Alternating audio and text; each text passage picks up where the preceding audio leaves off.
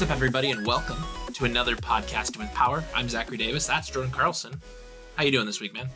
Yeah, I'm doing all right, dude. Had a little bout of the flu Oh, no. early this week, but we're back. Okay. That's good. That's where you want to be. We're back and feeling all right. How about you? I'm doing all right. No flu here. Just, the standard end of the week tiredness, I guess. But that's okay. Yeah. We're going to power through it for the podcast. That's what we do. Power through. And we might have some little cuts here and there if Jordan needs to leave. That's okay. I just saw, as we're getting ready here, that Red Dead Redemption 1 is coming to Switch 2 and getting upgrades on PS5 and Series X and all that stuff. That's interesting. We like that. Yeah, the rumor though has been that it's going to be RDR2 coming to Switch, dude. And so this is the first game. Yeah, and I want to know where that is. I mean, I liked both quite a bit, but yeah, I think I misheard you. I guess that first time. I thought you said RD. Yeah. I thought you said Red Dead 2, but maybe it was it gets confusing because it's coming to Switch 2 and it's yeah. But no, this is the first game coming to phones, to Netflix. Oh my god, Switch phones? 2. Yeah. I know. The idea of playing Red Dead Redemption on my iPhone is crazy. Not ideal. Like, what are we doing, really? Like, that's insanity to me. I don't know. They've had like the PS2 GTA trilogy on there forever, and I know those sell very well. So yeah. I mean, someone's out there playing Rockstar games on their phone. Dude, oh gosh, what a fucking weird world to live in, I know. But hey, it's another high profile port. Whether or not we play it, we'll see. What have you been playing this week, if anything? Dude, all right. I don't remember if I mentioned this last week. I might have. And okay. I don't know if I've talked to you about it in between, but I am like heavy back into Pokemon cards. Oh, wow. Okay. Yeah. Like insane, in an insane way. And I'm segueing this back into games, but I'm finding myself buying new trainer packs and going through a lot of my old stuff. I re-sleeved everything. I'm cataloging everything, Sure. And I'm having a blast doing it. Like, it is so much fun. And I was inspired by Pokemon ZA because, we're much more familiar with the new Pokemon, right? Yeah. So I feel excited that I recognize more of them than I used to. And so seeing them in the cards and all the different arts and the what do they call them? Like the full card is the art. It's like the special ones you can pull sometimes. Yeah, I think just like a full art card. Full art card, yeah. So I get excited when I see stuff like that. But anyway, circling this back around, I'm really interested in playing. We all have lightly played cards, I would imagine. Yeah. A lot of us do. Yeah. I'm really interested in playing the card game. So I've been playing the shit out of the Pokemon trading card game for Game Boy Color. Okay, cool. Yeah. We did bring up that game last week. That's cool. And it's funny because it doesn't look exactly like old Pokemon games, but it's so similar to them. Yeah. And I hadn't played through it in so long that I remembered it being like exactly like the Pokemon games. Sure. So when I went back, I was like, man, this is not exactly the same. This is actually kind of different. But it's so much fun and it aged so well, so much better than I thought. Yeah, like in my head, and again, it's been a long time since I've played it too. It's it's relatively simple. It feels like it should age pretty well. I seem to remember it having like a crazy difficulty spike at some point. Okay. I don't know. Yeah, I'm guessing maybe you haven't got there. And maybe I'm just bad at Pokemon cards. I don't know. But I remember as a kid getting to a point and getting stuck, and then when I revisited it on the 3DS, same thing. And yeah. Dude, tell you what, I'm not or making decks very good. Like, I know there's an auto deck builder, but I'm like, okay. I'm like at the point where I'll draw 7 cards and I'm like, I got no basic Pokemon, no energies. Like, sure. What are we doing?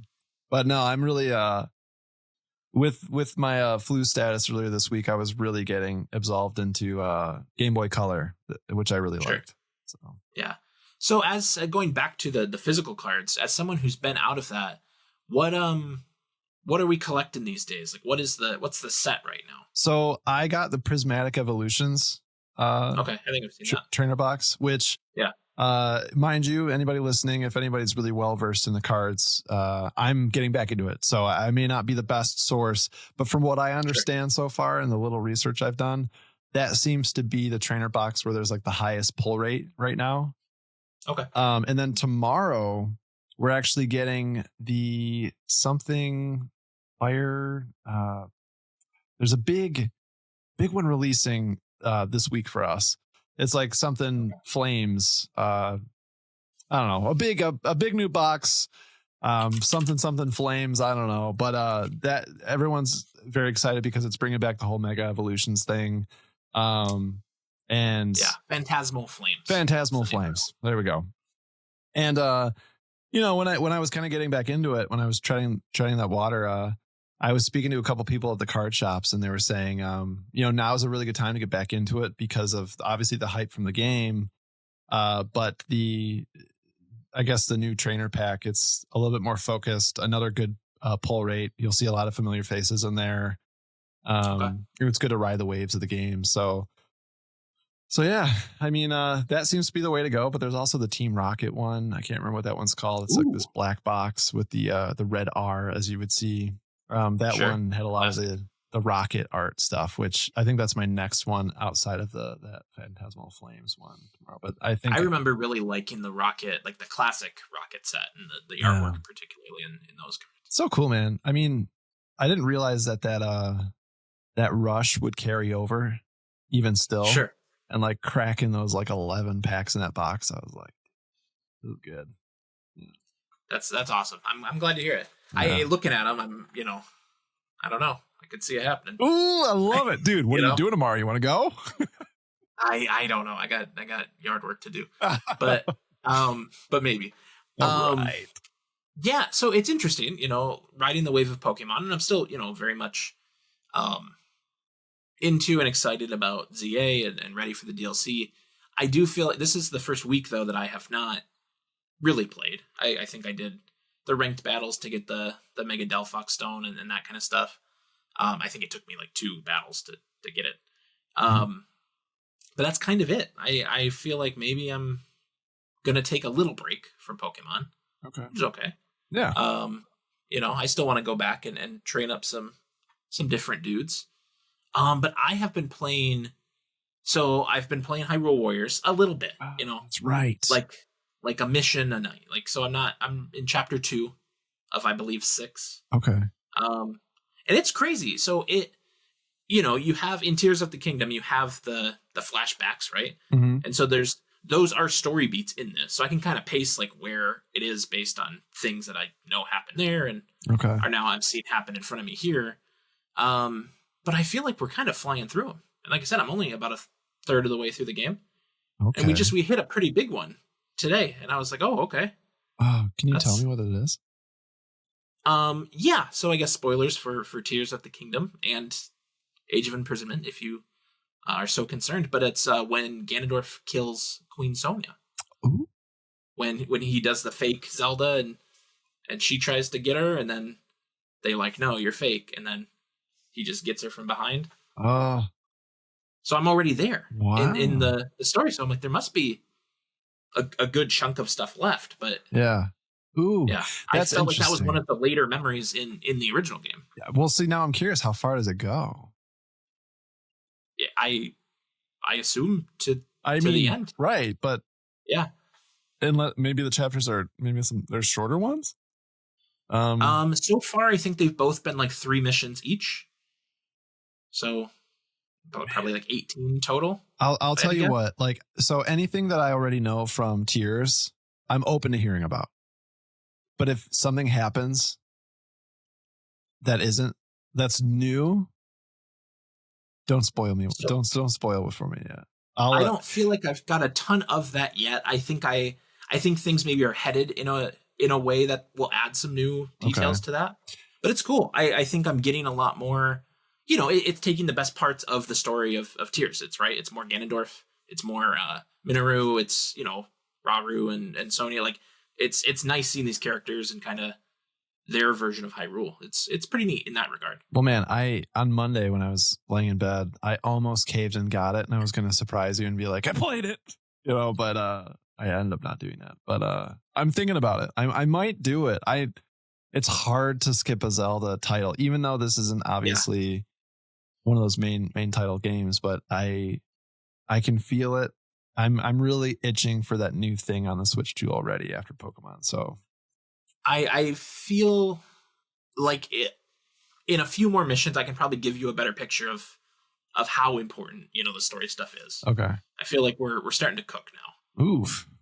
Because like I said, there now seems to be what I thought was a small gap of time between this memory and the last couple, and there's a lot of game left. So yeah. Yeah, who knows? But so far it's cool, and the gameplay doesn't really get in the way of it.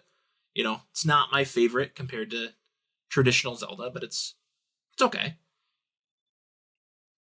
The other thing I've been playing, I've been on this Metroid Prime 3 journey. I've decided Metroid Prime 3 is the Twilight Princess of the Metroid games. Ooh. Because it's kind of that same era, right? It's trying to be darker. It's trying to be more Hollywood. It's trying to do what the other big games of the time were doing. It has voice acting in it, which a lot of Nintendo games still don't have. Yeah.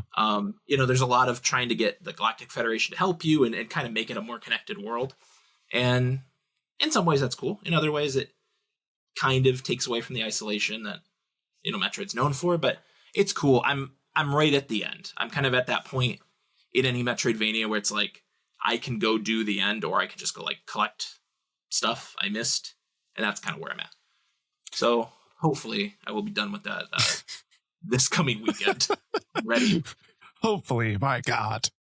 It's not a very long game. It's another one where, you know what? I feel like I underappreciate how convenient playing games is now compared to even, 15 years ago. Yeah. Because it's like, now I want to play this. I've got to boot up the Wii. I've got to wait for it to load off a disc. So the console's loud and it's, doing its thing. And the load time. And then, of course, being a Metroid game, it's like, I have to get from, save point to save point. I can't just like leave whenever. I can't suspend it like I would on the Switch or an Xbox.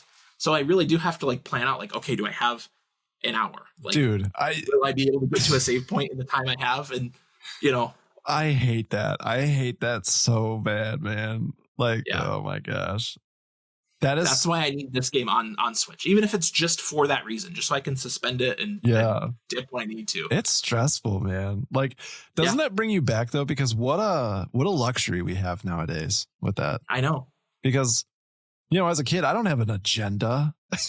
Like, I'm just playing, dude. And like, worst case scenario, it's like my parents making me go to bed, and I'm like, I gotta save, man. I gotta save. And my parents were always cool about it, so that was fine. But my God, dude, like you lock in and you're like, all right, well, we're going to be at this for a little while longer. The other night, it was like 11:30. And like, I was like, I need to go to bed. Like, I need to find a safe room right now. And I finally did. But I was starting to stress. I was like, I'm going to be so tired tomorrow. Yeah. Old. But, we are old, dude. We are old now. What the fuck? I know. It happens to us all. But we have some pretty decent news to get to, so all right, why don't I knock out this housekeeping and we'll tackle that. Let's get after it. Let's do it. All right. Podcasting with Power is an independent podcast made by the two of us, and your support goes a long way. You can watch PWP on YouTube or Spotify, or listen on Apple, Spotify, or anywhere else you get your podcasts. Wherever you are, we'd really appreciate if you'd follow, like, comment on, or review the show. You can keep up with us on Instagram, TikTok, Blue Sky, and more at Pod with Power. We post show updates, clips, and anything else we think you might find interesting. So check that out and help support the show. Jordan, I've got 6 Nintendo news stories for you. My favorite is the but like you said, they're kind of doozies.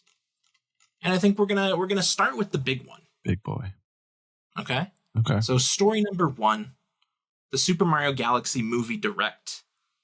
All right. So there was a Super Mario Galaxy Movie Direct this week. Yep.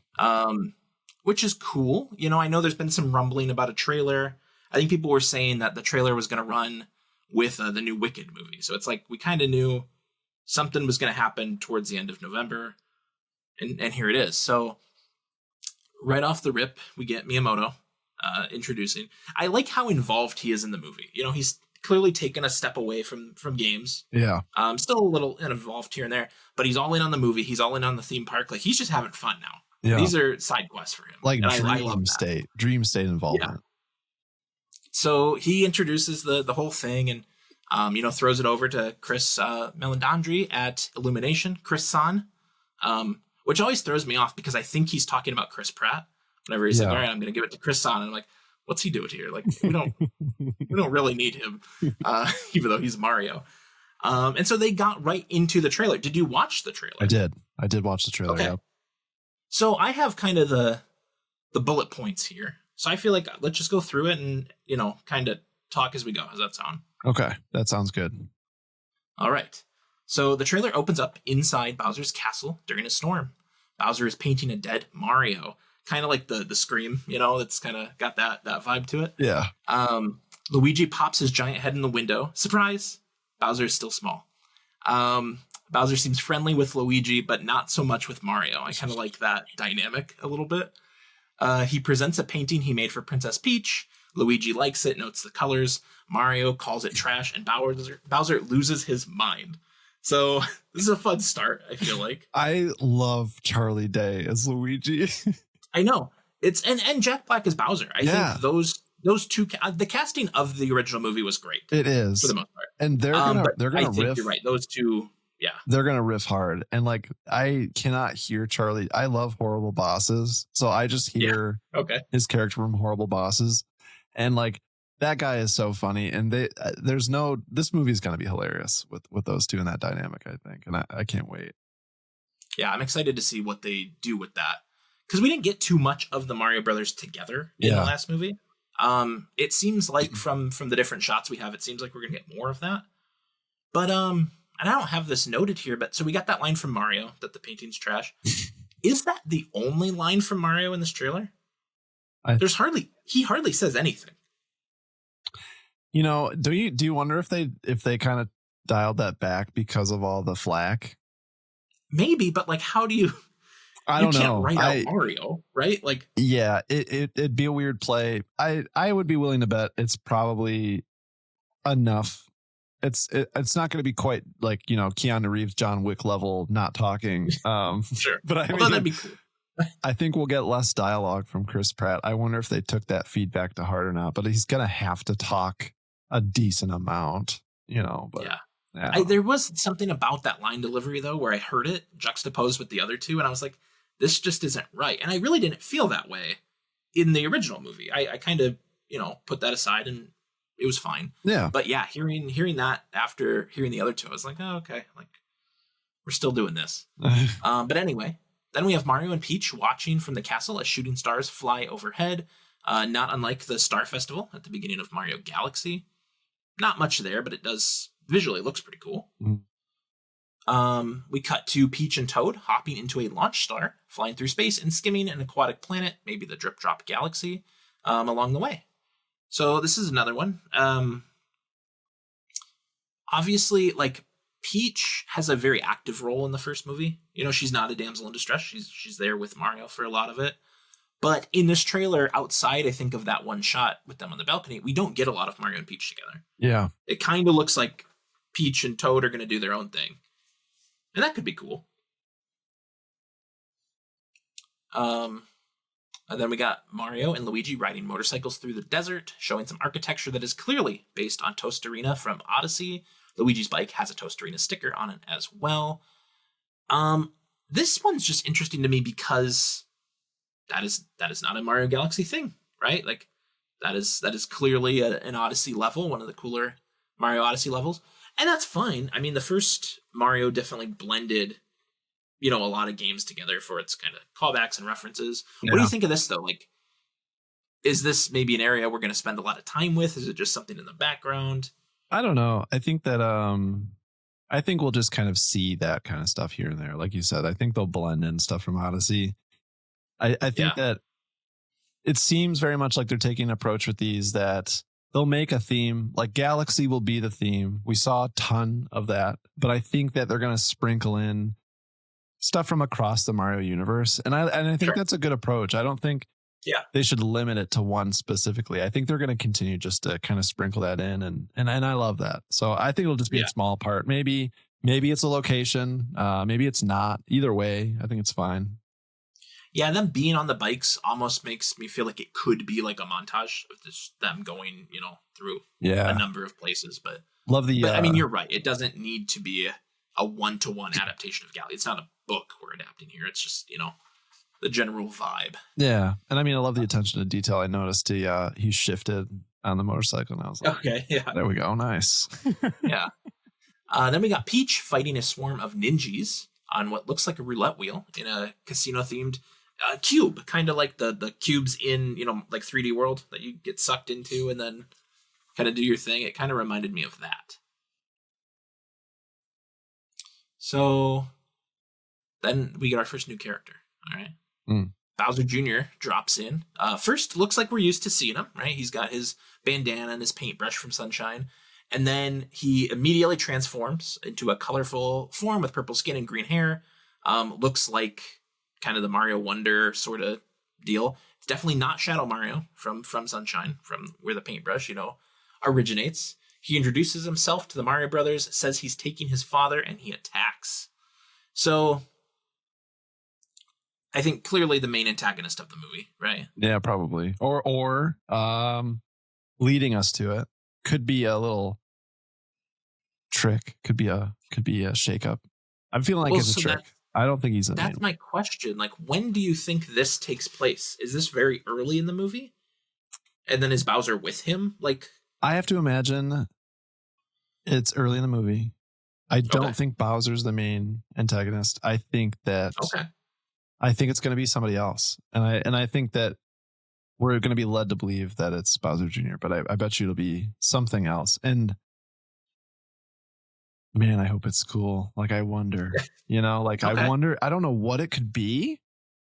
I'm trying to think of what it would be, to be honest with you, but I don't think it's going to be Bowser. I think it's going to be something different. Maybe they'll bring us a new character that they haven't shown us yet. I don't know. Okay. Give me a King Boo, man. Yeah. Give me a King Boo. Could happen. But don't you think if you're going to do that, you got to save that for a Luigi's Mansion movie. Very true. Right. What if they introduce him? Well, yeah, maybe not the main guy, but it'd be cool if they, even if it wasn't King Boo, something else. But if they could introduce us to the character and then he takes place somewhere else, like, that'd be cool. Yeah. I'd love that. Yeah, no, that'd be awesome. So then we have the title card, Super Mario Galaxy movie. And then we get a little scene at the end. Mega Leg from the Galaxy games confronts Rosalina in an effort to capture the princess. They do call her Princess Rosalina, which is not, I believe, her title. She's got a little crown, but is she a princess? I don't know. But she uses magic, destroys the Mega Leg, no problem. Voice here does kind of sound like the same Bowser Jr. voice, just modulated a bit. And then you get to that little cute Galaxy musical cue there at the end. So that is the trailer. Did that inspire confidence in this movie for you? I think so. I think the trailer was pretty thought out. It was pretty thought out. It was really entertaining. I think they gave us much more in this one than they did even the first one. And I mean, I was stoked for the first one just because it was going to exist. It's a brand new thing. But I feel like in this one, they gave us like just enough detail and enough callbacks that we got to hope that they don't blow everything in the trailer, because I hate when that happens. Yeah. I hope they didn't blow all the fun in the trailer here, but I have to imagine that we're on a good roll with this, and I think it's going to be good. I think it's going to be fun. I think we got a little taste of the different things we can expect, and it all looks like it's going to be pretty enjoyable. So I'm into it. I'm with you. I feel like what we've been shown here is just grabbed from like a handful of scenes, which to me means there's probably a good chunk more that they don't want to show us yet. Yeah, which is cool. So then we get some cast announcements. Rosalina is going to be played by Brie Larson, noted Nintendo fan Brie Larson, Captain Marvel herself. And they show a little extra scene here, which is longer than I expected it to be, where she is reading from the storybook, which has that kind of Paper Mario style to it. She's reading to the Lumas about Princess Peach, and then they want to hear more about Mario. So at least we're gonna get some of that. That's interesting. And then we've got Benny Safdie as Bowser Jr. This one was introduced by Jack Black. He was very excited to do that. He came out here. And then we just get a short little thing of Bowser Jr. in a control room. And I think this is inside the Mega Leg. Could be something else, but hearing them, we only get a few lines from each of them. How are we feeling here? You feel good about their performances so far? I know it's very little to draw from. Yeah, I mean, I don't know. I like Brie Larson. I have no problems with that. I don't really know who Benny is, but okay. We'll see. I've seen him. I just looked up his name real quick to see if I've seen him in anything, and he was in a movie with, I think it was Robert Pattinson. Actually, I just closed out of it, but Good Time. I think that was with Robert Pattinson, and I think you're right. That movie made me feel like shit. That was a weird, sad movie. But good movie. But yeah. I don't remember him, so we'll see. Fair enough. He was an Oppenheimer. I think he's a director. I think maybe is why we don't see a ton of him all the time. But I don't know. I don't know anything. So yeah, that's cool. Like I said, Jack Black, very excited. Went on a whole little thing that was a little uncomfortable to watch. I don't know how you felt about that. I was like, okay, I'm kind of over this. Just very Jack Black. I don't know, Of course, and he killed in the first movie, so I'll kind of let him do whatever he wants to do. Yeah, he's nuts. Here. They did tell us to look out for more info on the Nintendo Today app, which I'm not going to do, but other people will, and then I'll see it elsewhere. And then I listed a couple questions I still have here. I don't know if you have some as well, but where is Yoshi? It's a great question. I don't know. Teased at the end of the first movie. Just this past week, we got a leaked package from like the Pillsbury, like the little cookies, and they have Yoshi front and center on the box. It's like, so okay, we know what he's gonna look like. So he's coming. Yeah, but I think that's interesting that not a mention of Yoshi. Do we think any other major characters are going to be part of the cast? Do you see a Wario or a Daisy or something like that? I have no idea why Daisy would show up in anything ever in my life. So I don't think you need her to. Yeah, well, she's a when we need bodies, she occupies. What I mean? Like if we're playing tennis, Daisy's showing up. But like, sure. I don't know why in a main story she would ever be important or need to show up. We might need someone to hang out with Luigi or something like that. Sure, maybe. But no, I don't. Now that I think about it, I feel like the only characters that I'd be waiting to see are all enemies. Honestly, they're not even like like give me a little Bob-omb maybe. Okay. Like stuff like that. Like I feel like dude, honestly, with the huge joke that Cow was for Mario Kart World.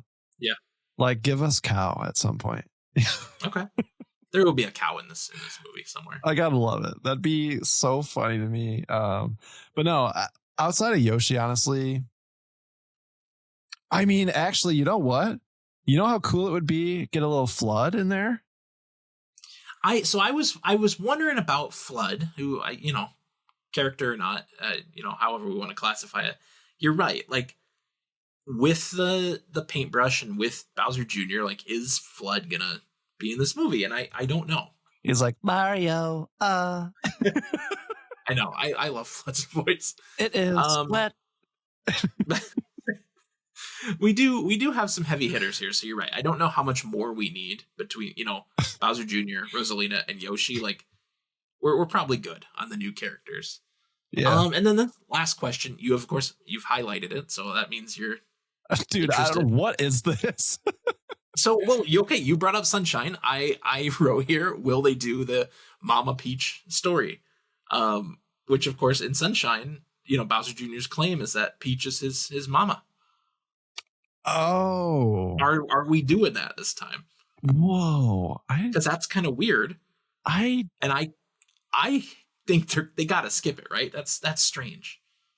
Dude, I don't. That's crazy. I know what you're talking about, but I've been worried about it for 20 years. I don't think they want to introduce that to Bowser, casual audiences. Bowser tricks Bowser Jr. into believing Peach is his mother, but this is a lie. Yes, I know that now. Oh, Bowser When I reveals was a the kid, truth to him played by Sunshine, I the. did it. Says Bowser tells him the truth at the end of the game. I don't remember this at all. At all. I do feel like he does learn the truth. Yeah, at the very end. That's insanity. But my point is that are they crazy enough to do that here? To be honest with you, I hope so. I hope not. I hope they do now. I want it. Give it to me. I feel like it'll be so weird. It would be weird. You know? It would be very weird. He's like, get away from my mama. I don't need that. That's strange. Does this trailer leave you with any more questions? No, not really. As we've kind of said, Galaxy, I'm not saying I was less than thrilled about it being Mario Galaxy. I totally understand. Galaxy was just not something that really excited me all that much. Okay. But with kind of how we were saying, with them sprinkling some things across the Mario universe, like that's exciting to me. And I just enjoy the Mario universe in general. So legitimately, whatever they decide to do, it's going to be enjoyable for me and I'm going to like it. So there's really not a lot they can do outside of like just absolutely breaking the characters. Like if they really just screwed up in that way, I think that would affect me a little bit. And just misrepresenting them or just dropping the ball on what could have been. Like if it's a boring story, that'll get me. But most of what they do, knowing who's involved, I think I'm going to like it. Yeah, I'm with you. I think they nailed it the first time. It was exactly what it needed to be. I thought the casting was great. And so far, I'm not seeing any reason why that won't be the case here. Yeah. So we'll see in April. We need to do a rewatch podcast of the first movie. Yeah, I agree. That needs to be a topic early next year. Story number 2. Nintendo Switch and Switch 2 systems update 21.00 is now available. Here are the patch notes. This is by Tom Phillips at IGN. Nintendo has issued a fresh system update for the Switch and Switch 2, bringing both consoles firmware up to version 21.00. The latest patch adds a range of features for both consoles, including a number of useful changes for managing digital games and upgrades for the Switch 2's built-in game chat. On both consoles, you can now see a symbol above software icons on the home menu that will show whether the game is cartridge-based or not. You can also set virtual game card data downloading, even if you have chosen to disable the use online license setting. I'm not going to go through all of the patch notes here. It is out there if you want to look up patch notes for yourself out there. But I feel like there maybe are some highlights. We talked about the little icon on the software. I think that's interesting. I know other platforms have done that for a while. Occasionally I will see something on like in my Switch library and I'm like, where, like, did I buy that on the eShop? Like, where is that? I don't always know. So it's nice having kind of a visualization of that. What else do we got here? There's not a ton. Oh, this. So do you use the charge setting where it's like stop around 80%? Do you use that on your Switch? No. So I do, just kind of, to help it last longer term. It probably won't make much difference, but I have found, so it was supposed to be stop charging around 90%. I have found since it came out, it is almost always 80. I'm curious. No, mine's at 100 right now. There's at 100. Well, I do feel like recently it has been closer to 90. I feel like it somehow has gotten better about it pre this update, but now the setting has changed from. Do you turn yours off? Like turn it off? No. See, I do, and I think that's why. Interesting. Okay. Yeah, I don't know that I've turned it off since I got it. Yeah, I make an effort to turn mine off every time if I'm not playing it, and I think I might actually have that setting on because I've noticed when I do let it sleep, it won't charge up past that, but when I turn it off, it will. And I wonder if that's what it is, but I'm fully in the, I hate to abuse software. Maybe somebody's going to own my Switch 2 in the future, but if they come out with a really cool one, I'm going to be the guy who pays a little bit of extra to get the cool Zelda Switch in the future. Like, Sure, I get that. yeah. But yeah, so all they've done is change that to stop charging around 80 to 90%, which is a little more accurate. There are updates available for your Switch 2 Pro controller, your Joy-Con, and your camera if you have one. So make sure you do that. I have not done that yet. But yeah, otherwise, for a first major update, not a ton here. I don't think. How do you? I'm seeing they did a couple things for HDR. Do you use HDR? I do have it enabled. Do I have any games that support it? I think Mario Kart World must, right? And I think Donkey Kong Bonanza did too. Okay. And dude, like adjusting the settings on the screen when it tells me to do it, I do it, and I'm like, this is awful. Like, certain devices and games are better at it than others, I've found. It definitely, because like I think it was Donkey Kong. I followed their instructions, and then it was extremely washed out, and I was like, no, fuck that. Like, then you got to go back and mess around with it. Yeah, I hate that. Yeah, like Ghost of Yotei was perfect. Like I just did the thing, and it was absolutely excellent. And then you play. Yeah, I think Donkey Kong is a great example, and it just doesn't work the same way. That's okay. Give us backgrounds, dude. I want backgrounds. Where are the backgrounds? Where are they? We've had 2 themes for 8 years. Yeah, like get basic black and basic white. Where are the rest? And we're not dude. That's one of the most requested features everywhere on the internet. Give us fucking backgrounds, dude. What is going on? Yeah, they did it on 3DS. Yeah, I know. What are we doing? Like if they, and I love my NSO icons, but like maybe that could be something you give out with NSO. Sure. Like this month is a Hyrule Warriors background, and you can get it for free, and something, or with your little coins, whatever it is. Like, give me a little bit of flavor.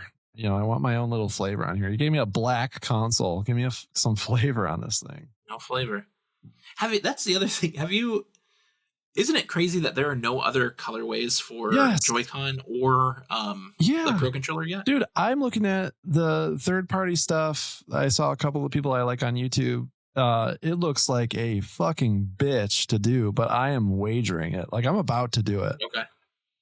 And does that affect me being able to trade it in? Yes, it does, but I'm going to do it. Well, we'll see. I mean, it can't. Eventually, we will get a variety of Joy-Con colors, I'm sure. I hope so, man. Like, I like a plain Switch, don't get me wrong, but like, give me something to sauce this thing up a little bit. I say that though, but like, did we get a big variety on the Switch 1? Like, I mean, we got some, but in 8 years, I feel like we got very few. I'm trying to relative to that amount of time. Like, at least on the first Switch, you could buy the neon one came with the opposites, and then the ones you bought were the opposites of what it came with. So you could go 2 blue, 2 red. Yeah. And that was cool enough for me for a while. And then, we saw some additional ones. I want to say within the first 2 years, we got a decent chunk. Yeah. We got green, we got yellow. Then we got the pink and I don't know. There are a few, but like not as many. I would imagine that they probably did more on both the Xbox and PlayStation in that same amount of time. Yeah. But who knows? Number 3, this is another quick one. Nintendo launches Switch 2 backwards compatibility search page. This is by Liam Doolin at Nintendo Life. Since the launch of the Switch 2 in June, Nintendo has released game upgrades, updates, and system firmware patches to make more games compatible with its new hybrid system. It's not always been the easiest to keep track of every update, and to help make this process a little easier, a new website has gone live. It allows you to check the compatibility of Switch software on the Nintendo Switch 2. It's as simple as typing a Switch game into the search bar, and it will reveal if it's supported or not. Nintendo also notes how search results include both physical and digital versions of software. The search functionality extends to apps, and each search may or may not include additional information such as recent patches. Other searches will result in incompatible or unsupported, as you can see on the screenshots on the story, which are not here. So instead of having to refer to the official PDFs or other search methods on Nintendo's website, you can simply enter the game title in the search bar and find out if the software you want to play is compatible on the Switch 2. This is nice. Nintendo does not exactly make it easy to know where all that stuff is. Yeah. Right. Or to even know if you have software that maybe you could be playing in a different way. Yeah. Like, we're obviously very dialed in. But those initial 10 games or so that got switched to updates, like, you might not necessarily know that. No, You don't. honestly, figuring out Pokemon Scarlet and Violet was like a trip for me. I don't know. Like, Sure. just it needs to be easier. So that's good. Yeah. I wish it were baked into the eShop and maybe even the OS itself, but this is a step in the right direction, right? Yeah. All right. Now here's a big one. Story number 4. Pokemon Pokopia reveals peculiar new forms in extended 10-minute trailer. I watched this whole 10-minute thing, by the way. This is by Alana Higgs at Nintendo Life. Today we got an in-depth look at Pokemon Pokopia, the upcoming Switch 2 exclusive, which launches on March 5th, 2026. The extended trailer didn't skimp on details. In Pokopia, you'll be teaming up with Professor Tangrowth to help restore an island that was once populated by people and Pokemon. That involves rebuilding structures, watering the grass, setting up fishing rods, laying rocks, grass, and flowers, and tons more. You'll be happy to play with the Pokemon you bring to your island, but you'll also need to help some Mons adjust to life or get out of sticky situations. You'll need to fulfill requests for them, which in turn will help develop the island. Your Ditto will also be able to transform into other Pokemon, and in the trailer we saw the little blob become a Lapras and a Dragonite. Lapras allows Ditto to travel to other islands via the ocean, while Dragonite lets Ditto travel even further, flying to the furthest corners of the world. Your Ditto avatar also didn't need to stay pink either. You'll be able to customize your character as you see fit with different outfits, hairstyles, and hair colors. And multiplayer sounds fantastic too. 4 friends can play together to help build structures or just show off their islands. And Pokemon Pokopia is game share ready, meaning you can play with a friend who has a Switch 1 or 2 and doesn't own the game. But the biggest reveal came at the end of the trailer. 3 brand new Pokemon forms for a few beloved Pokemon, if you don't count Professor Tangrowth, that is. Pikachu, Snorlax, and Smeargle are all getting a unique form in Pokopia named Pikachu, Mosslax, and Smearguru. What role they'll play in the game remains to be seen, but right now, Mosslax is a mood. Today's trailer was teased by the Pokemon Company back on Tuesday, where it also revealed the March 5th release date. I think this is interesting. This is the first game published by Nintendo that will be a game keycard. So, did you check out any of this Pokopia info? I know you maybe hesitant on Pokopia. Yeah. Yeah. Okay. So, anything here that makes you kind of go, okay, maybe there's something here. I felt that way more coming into it than I did leaving it. Okay. I don't know, man. Like, I don't want it to be too much. Sure. And the stuff with the Ditto avatar, like, we're really treading on things not being canon feeling. And sure. That, but I mean, like, who's to say that Ditto can't, it's just, I'm not really, it feels like a weird scenario, I guess. And if it doesn't feel believable, and like, this is a weird comparison to make, but like, I felt this way going into Pokemon ZA about all the boundaries and like how they laid those out. Yeah. In a similar way with this, if this doesn't feel believable, I'm going to have a little bit of a problem, even though I understand that it's not supposed to be this big serious thing. It's just supposed to be a Pokemon game, and you get to do these things, and it's something more explorative, but if it gets a little too wild with what you can do and like the situations, like, what did it say? Something about you're going to be like helping Pokemon settle in, like you're helping them like acclimate. Like, I don't know, I'm not sure. I think that I'm imagining I'll probably pay $70 for this, right? Like, so yes, it is a $70 title. Yeah. So, I mean, I'm indifferent, but I mean, I can only imagine we'll learn more from it. I think that I'm always open-minded. I'm just wondering, is this going to be too much? Are they going to give us too much? Which is a weird complaint. But. Yeah, I mean, we kind of knew this from the initial reveal, right? It had a distinct vibe that was reminiscent of Animal Crossing. Yeah. I feel like this trailer really just illustrated that it is Animal Crossing, like with Pokemon. doesn't seem like it has a real time cycle though. So it feels like you can just kind of keep progressing if you want to. I could be totally wrong on that, but that was the vibe I got. I gotta be honest. I don't know that I'm gonna be in on this. Like, Yeah. especially with Animal Crossing getting a Switch 2 edition 2 months earlier. Yeah. I don't know that this will be the game for me. Yeah. I mean, I'll be making a last minute decision on this one, and it could go either way, but doesn't really sound like something I'd be interested in. But we'll see. Yeah. What do you think about the key card thing? This is Nintendo's first on the system. I don't really know, to be honest. People are upset, of course.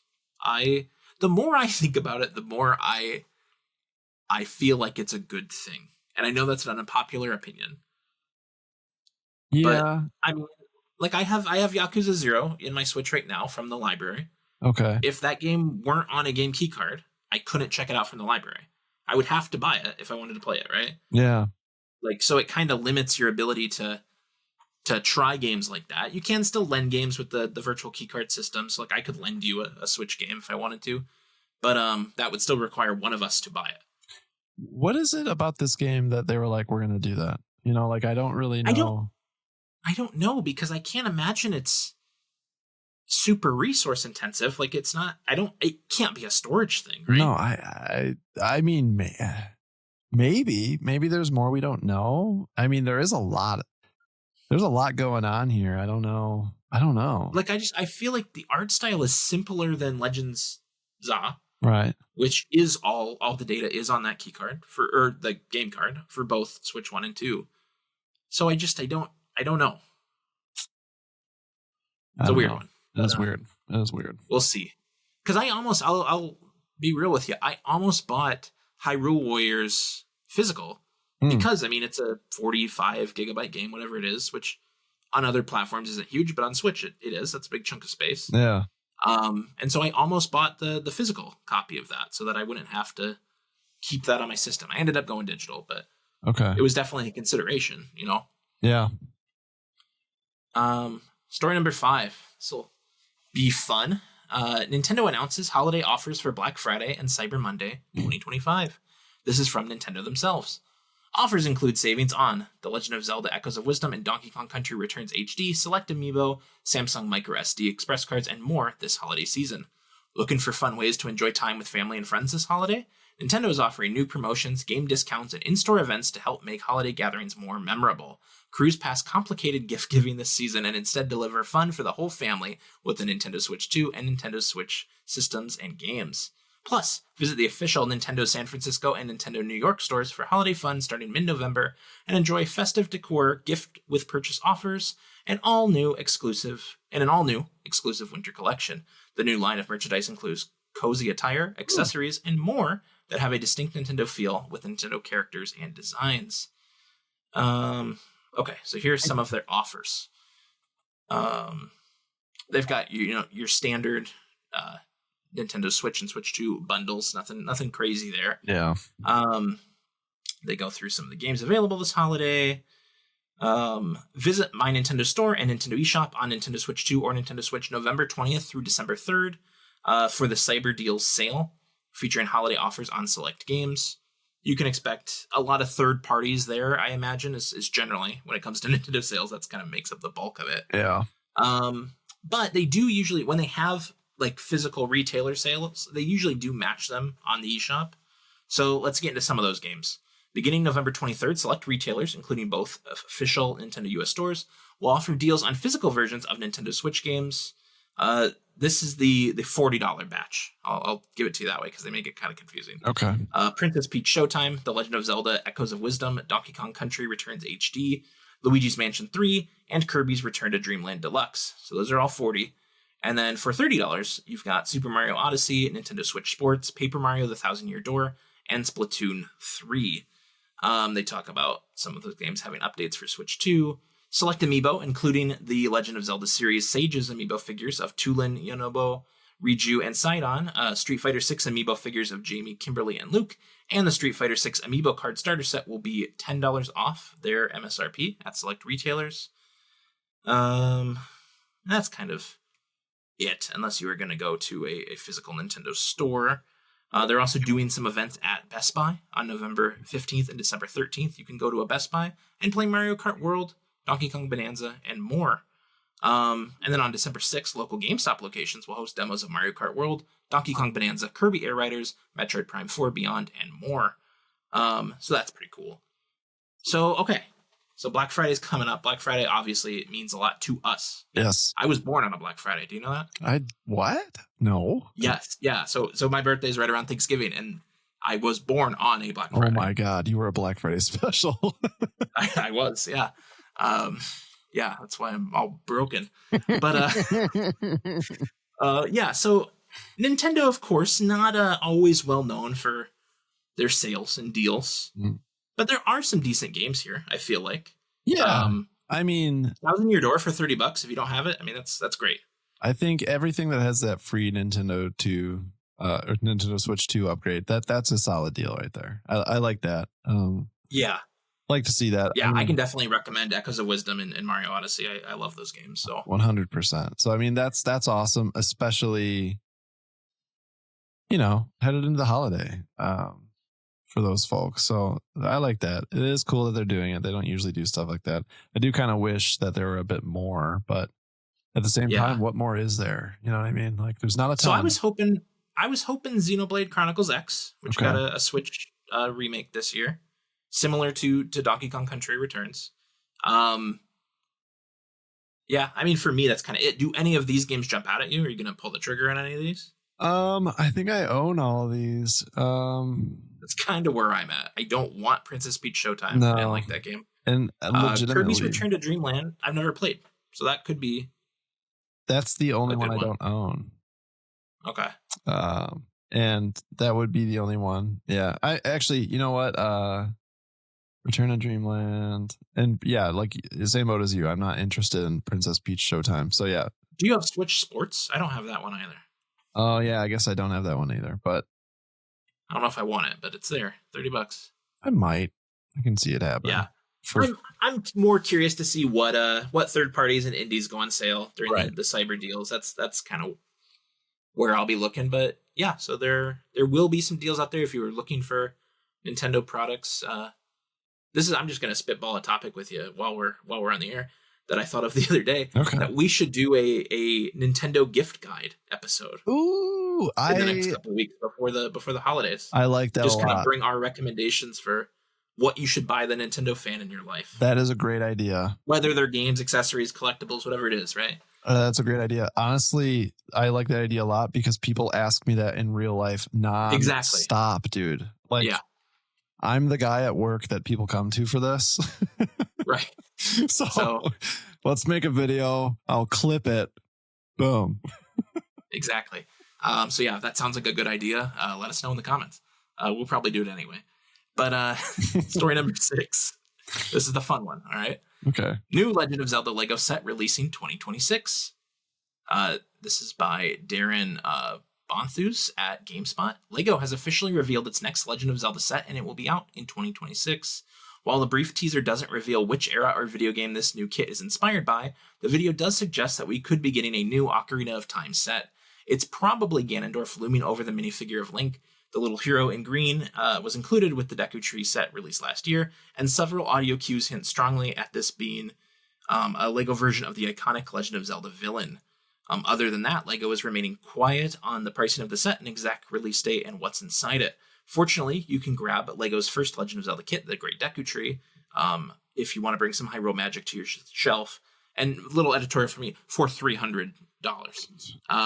Yeah, it's a cool set, but it's pricey. Okay, so I assume you have seen this teaser. Yeah. I'll make sure it's up on the screen for people watching. What do you think?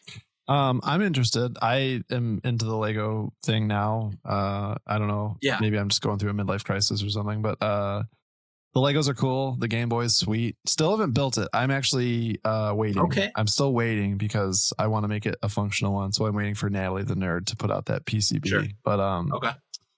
But no, I'm into it. I hate the Deku Tree set. So really, yeah, man.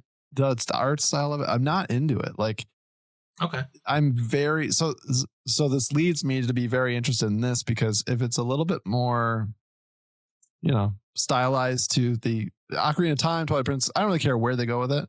Yeah. But if it's hinted towards that kind of direction, which I think is definitely Ocarina of Time, I'm curious to see what they'll do, and I could be interested in it. I think that I mean, I have no space in my office right now for anything else Right. to make these shelves, but uh, I'm hoping that sometime next year you'll be seeing a different background. We're investigating a house purchase right now, so Very cool. I am delighted by the idea of having a shelf to display different Lego scenarios. So That would be very cool. yeah, So this write up doesn't do a ton of speculation.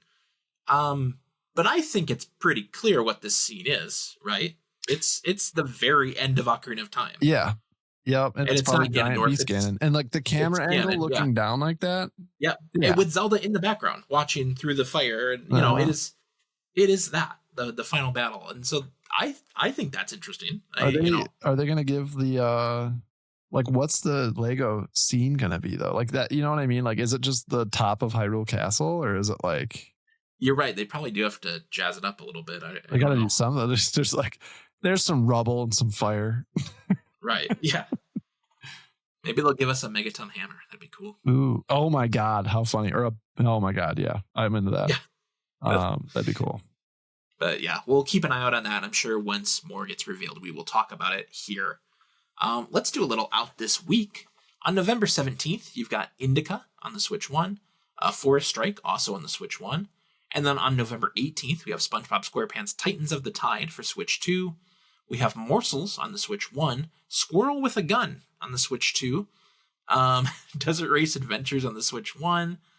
On November 19th, we have Demon School on the Switch 1. On the 20th, R-Type Delta HD Boosted on the Switch 1. And then November 20th, I already said that, but on November 20th, we have Kirby Air Riders for the Switch 2. And then finally, November 21st, One Piece Pirate Warriors for Nintendo Switch 2 Edition. Anything catching your eye here? You've got one highlighted, as always. Yeah, Just want you to tell people what you're doing here, trying to make me laugh. yeah, dude, Squirrel with a Gun is so funny. And I knew it was coming to Switch, so I waited to buy it because I was going to go PC on that one. Okay. And I've been saving that one to get on the Switch too. Silly little game, but it looks super funny. So I know it's very repetitive. Not a lot really going for it there, but it looks hilarious. It's worth the laugh. I'm sure the price point's going to be totally reasonable too. So I'll probably do it. I think I want to do Kirby Air Riders. I do. No, I'm going to join you on that. I've been really thinking about that. We'll be doing that together, I'm sure. Just to have something to play for little short bursts of time, I think it's a good game to have on the system. Yeah. Because Mario Kart really wasn't that for me, like I thought it would be. Yeah. So I think I'll try that here. Okay, so leading up to this, I was like, well, let's see what the Mario movie thing is. Maybe that'll be big enough to do as a topic. And then it was not. It was like a 7-minute video. So I was like, okay, we need to pivot. So I am sure if you are on any form of social media, you have seen people doing the 10 games to get to know me trend, where they post a photo of themselves and then they're surrounded by 10 games. Some of these photos are edited better than others. I'm going to try my best here on the video. But let's talk about the 10 games to get to know us. So we didn't give each other a ton of criteria here, other than it being 10 games. These are not necessarily our 10 favorite games. Yes. I know in my case it is not. But just the if you wanted to give someone 10 games to play and be like, these are my tastes, this should do the trick. So I think we both, and we'll talk about this as we go. We both, and I don't know how purposeful this was for you, but I've kind of naturally, most of my games are on Nintendo platforms. Yeah. This is a Nintendo podcast. We try to keep it there, but we're not NBA. going to pretend like the other things don't exist. They do. We're not boring. So what do you think is the best way to do this? Like, is this a go back and forth thing, or is this let's go back and forth? We go through yours and okay. Let's go back and forth. And you could tell me if this isn't the case for you, but I think for me, it's important to note this is not going to be in any particular order. Mine are not either. Okay. I thought about trying to tell a little story with it, but I didn't do that. I kind of did. I put little notes next to mine. But I don't want to like read too much into it. I'll give a little bit of an explanation, maybe if I'm jiving with it. But yeah, by no means are these my favorite games. But I think that some of these games shaped my taste or my thought process and my expectations when it came to kind of growing older with games. All right. Well, then tell me, what is the first game that someone should play to get to know you? You know, I also want to say... Okay. Oh, no. It's clever, isn't it? I also want to say that I understand that some of these games may not be that desirable to go back and play. But for me playing it at that time, it was bigger for us at that time because it's what we have. You know what I mean? So, and, you know, for people who haven't listened before, we talk a lot, especially I talk a lot about childhood and how that shaped my love for video games. And so naturally, mine is there's a lot of nostalgia in the 10 games to get to know me. Same here. Yeah. Cool. Okay. So my first game is Pocket Bomberman for the Game Boy Color. Okay. You love you some Bomberman. I absolutely do. And so this game, it was at an early age was one of the first, you call it a platformer. I mean, it is a platformer. It's one of the first platformer games that I played through, I think all on my own. And I went with this outside of Mario because I discovered it kind of on my own. It wasn't I wasn't guided to it. You know what I mean? Yeah. It kind of fell upon me and I fell in love with it. I fell in love with the music. I didn't even know at that age how much video game music was going to shape me as an adult, but I really just I love the music. The boss battles, each like little areas themed after like the forest or the ocean, and it was just really engaging for me. And I spent a lot of time in the car as a kid playing that game, and I think that it's partly probably something that kind of shaped that puzzling for me because you'd have to destroy all the enemies before you were able to go to the next area. And it just got me thinking at an earlier age and I loved it. So that's one of my key games there. That's awesome. So I meant to ask you like that we should potentially try to guess some of the things that might be, and we don't have to reveal whether or not they're there. And there's going to be some obvious ones, I'm sure, but like Bomberman should have been a guess. I think for your list, although I don't know that I would have gone with that one. Okay. You know, I know you talk Bomberman Hero pretty fondly. And, oh yeah. You know, and who knows that your whole list could be Bomberman. I don't know. But, that'd be nuts. Yeah. But so far, it's all Bomberman. So that's cool. Do you have any particular guesses of stuff that might be on mine? Metroid. Okay. Maybe we'll see. Pikmin. Okay. Win back, just kidding. Oh, win back! You know what? I forgot win back. But... Pokemon. Okay. Should I stop doing that? I feel like I'm just blowing a bunch of guesses here. Yeah, let's. Okay, this is a bad idea. All right. Okay. So I'm gonna jump around. I think my list because you went with the platformer thing. I picked this game for very similar reasons, and this one actually is a relatively recent game. But I went with Celeste. Ooh. Which because I wanted a 2D platformer, and the kinds of 2D platformers I like are the, kind of bang your head against the wall, keep trying as hard as it is, like, and I'll tell you, I went back and forth between this and Super Meat Boy. Ooh. I love Super Meat Boy, but I think Celeste just has like this pure gameplay, and it does that thing that I really like in platformers where it kind of just builds on itself. As you go, you just there's new mechanics and things you can do, and they just kind of build until you get to the point where you're at the end of the game. There's a million different things going on, and you have to kind of facilitate all of that. The music in Celeste is excellent, which is something I do think it has over Super Meat Boy, as good as the Super Meat Boy soundtrack is. And then I just like that it has a generally like positive message of like just keep trying and you will eventually succeed. And Yeah, I like it. I like the pixel art. It, Celeste is, beautiful I game. think 2019. It's like I said, it's not a very, maybe 2018. Okay. It's not a super old game, but definitely a good one. And you can play it on your Switch. It's a good choice. It's a solid choice. Thank I you. haven't given Celeste I've given Celeste a try. Not a lot of the time of day, but it is a beautiful game. Yeah, yeah, definitely. What is your second game, Jordan? Where do I want to go with this? Okay. I'll jump to something a little bit more expected on my end. Okay. I am, however, going to stick with the Game Boy era Ooh. on this Okay. one. I wanted to jump away from the handheld and go to something on the console, but we'll do that in the back half here. Second choice is going to be Legend of Zelda: A Link to the Past for the Game Boy Advanced.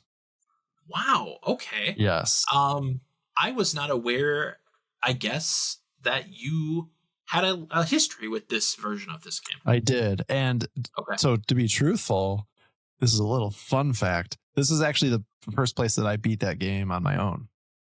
Same. What's Oh, okay. I like Yeah. that. Yeah. I had the Super Nintendo A Link to the Past much sooner in my life, but Okay. it just wasn't as accessible to me at that time in my life. It was down in our basement, and I would go down there and play before going to school. I remember mostly in fourth grade, Sure. a lot of Star Fox. Sure. But no, I had the Game Boy SP, and I had the A Link to the Past. And I believe it was A Link to the Past and Four Swords was on that Yeah. Oh yeah. cartridge. And yeah, man, another car ride game, but not just there. I played it at home. I was glued to it. I loved it, and it shaped that Zelda logic for me. I came to love that game after the introduction of Ocarina of Time. I was introduced to Ocarina pretty Okay. early also. But the reason that I think it's worth mentioning is because we had already experienced 3D Zelda at that time, at least at that time for me. So Yeah. Same here. to Yeah. be able to go back and enjoy a 2D game like that and it do something for me, I think is notable. Definitely. I remember having that kind of similar experience where like I had played at least Oracle of Seasons, but maybe Ages as well at that point. Majora's Mask and then Wind Waker. Before I had gotten Link to the Past on GBA, and yeah, to have it be as good as it was, even having played those games, was pretty cool. Is the GBA version on Switch Online? Do you know? I don't know. I don't Because know. if it is, we should play through Four Swords. Oh my God, I know. Because I have never. So that game has, when you have to, I don't know if you just have to complete Four Swords or maybe do something special, but it unlocks a dungeon in the Link to the Past single player game. Yeah. That is only in that version. I've never played that dungeon, and I would love to. I would like to do that. It used to destroy me as a kid that I couldn't play Four Swords without having friends who want to play Four Swords. Yeah, I definitely had opportunities to do that, and it was always fun when we did. But yeah, I don't know what the requirements are for that Four Sword dungeon, but No, that'd be a cool thing to figure out as an adult. I know. Now I'm checking. So okay, so that's an excellent pick, and not one I would have. I for sure thought you were going to go Link's Awakening. Yeah, I You know, did love Link's Awakening. I did, but I'd be lying if I said that A Link to the Past didn't do more for me at that time. that's it. Okay. Yeah. Yeah. Well, okay. I'm gonna stick to the Game Boy as well Nice. for this one. And I'm gonna give you Pokemon Blue version. Ooh. All right. So we've talked a lot of Pokemon in recent weeks. This is not my favorite Pokemon necessarily, but it definitely was the first video game I like really fell in love with. It really got obsessed with. We had the strategy guide, all that stuff. Obviously, Pokemania was going on. Mm-hmm. Around the same time. I was hooked on this game. Hundreds and hundreds of hours on that cartridge. Right. I feel like I know it like the back of my hand. I could do it all right now easily. And as simple and at times frustrating as it can be, like I'm never gonna get sick of it. Man. It is like I It's play what through I Red think at of when I least think of once a Pokemon. year. And I need to go back. Actually, it's been a while. No, you definitely should. I was just saying we lagged there for a minute, so I think I may have Oh, interrupted you. it's okay. I revisit Red once a year, and every time I Okay. do, it's crazy. It's crazy how much time you can lose in that and not have anything explained. Like it's pretty vague. Like you got to know Yeah. what you're going to be doing, and if you don't know, you got to look it up. Getting lost in those caves, man. If you don't got flash, it's wild. Oh my god. Yeah, Rock Tunnel sucks. By the way, Four Swords: Link to the Past is on Okay, Switch Online. we should look into that at some point. Yeah. Okay. Do you find when you play the old Pokemon games, Red and Blue, do you try to play them differently each time, or do you kind of have like a set? Is there a certain team you're trying to get? Is there, are you picking different starters? I don't really. I don't play them the same every time, but I Okay. definitely at this point, and you can relate to this. At this point, it doesn't matter what starter I pick. I've done them all, so at this point, I don't even go into it knowing what I'm going to choose. It's literally a last minute decision every time. I'm like, whatever, Bulbasaur. Like Yeah. No, that's cool. That's cool. Okay, so this is our third game now? Yes. What do you got for us? Where do I want to go next? I guess I'll take this to a console now. So this next one is an odd one. This is another odd one. But the thing is, to me, I'm looking a lot at my origin story here. Sure. And I haven't mentioned this one on the podcast yet, so I'm pretty thrilled I finally get the opportunity. Interesting. Yeah. An early game for me that I enjoyed, that it got me into racing, and it showed me that you can do more than just race karts. Okay. And then, to provide a little bit more insight, obviously we had Diddy Kong Racing, which is super hard for me to not put on this list because that was a big one that shaped me with the what this is gonna be. with the story. You know what it's going to be? I'm excited. I think so. Yeah. So if we went outside of those two things, I went with Snowboard Kids. Oh, okay. I don't know what it was going to be. Okay. Snowboard Kids. I've never played Snowboard Kids. Yeah. Tell me about Snowboard Kids. N64. It was super fun. I didn't have a lot of exposure to action sports outside of Tony Hawk. I did play Tony Hawk's Pro Skater 1 on the N64. Sure. But yeah, this one had it had the battle items. It had the cool music. Me and my sisters played it. But it just showed me that like things can get a little bit more creative than just putting yourself in a cart or a plane or the hovercraft.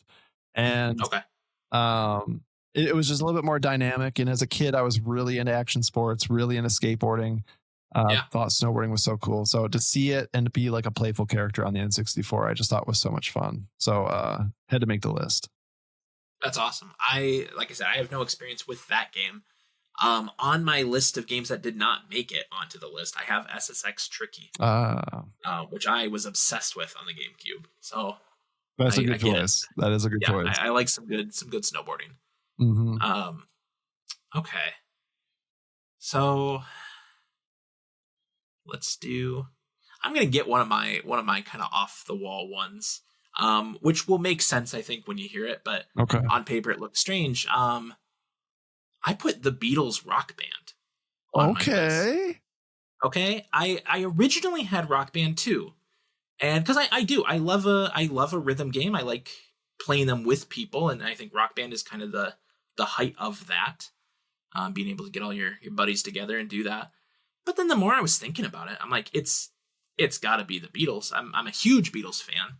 And that game is such a love letter to the band. And, it's got all these photos you unlock, and it tells a little story and has fun cutscenes, and the backgrounds and videos that play during every song, they're all so custom built for it and just look great. Obviously the track list is excellent. Some omissions that I wish were on there, but yeah, I love the Beatles Rock Band. Had a cool little custom instruments at launch that I don't have, but so that's a kind of an odd one, but I'm like, I want some sort of game like this on the list, and that's got to be the one. That's a good one. I mean, we used to rally up the troops and play those rock band games like nobody's business. So, Absolutely. you know, Yeah. that's a good core memory for me. Absolutely. Also, Yeah. I Where do you want to go? think I'm going to go a little bit newer. Okay. Showcase some of that growth. Sure. I rifled with this because there's two versions of this technically, and Okay. this title has only been playable on a Nintendo device, I think once, and it was like an animated version or something. But I'm gonna go with Dead Space 2. Oh, Yes, for the Xbox the 360 era. 360. Yeah. Yeah, it was Yeah. 360 era. And the one I was rifling with was the recent HD remake that came out for PC.